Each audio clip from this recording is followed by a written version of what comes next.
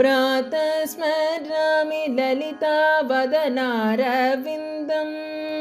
बिम्बादरं मृदुलमौक्तिकशोभिनासम् आकर्णदीर्घनयनं मणिकुण्डलाढ्यं मन्दस्मितं मृगमदोज्ज्वलफालदेशम् प्रातर्भजामि ललिताभुजकल्पवल्लीं रत्नाङ्गुलीयलसदङ्गुलिपल्लवाढ्यां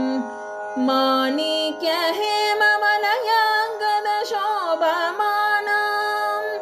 पुण्ड्रेक्षु चापकुसुमेषु सृणीर्गधानाम्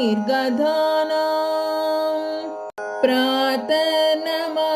ललिताचरणारविन्दम्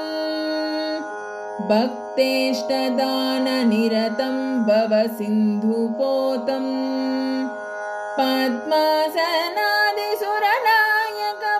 पद्मासनादिसुरनायकपूजनीयं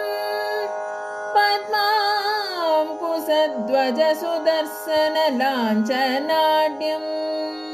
प्रातस्तुवे परशिवां ललितां भवानीं त्रय्यन्तवेद्यविभवां करुणानवड्यां विश्वस्य सृष्टिविलयस्थितिहेतुभूतां विद्वेश्वरीं निगमवाग्मनसातिदूराम् प्रातर्वदामि ललिते तव पुण्यनाम कामेश्वरीति कमलेति महेश्वरीति श्रीसाम्भवीति जगतां जननी परेति वाग्देवतेति वचसां त्रिपुरेश्वरीति यश्लोकपञ्चकमिदं ललिताम्बिकायाः सौभाग्यदं सुललितं पठति प्रभाते तस्मै ददाति ललिता जडते प्रसन्नां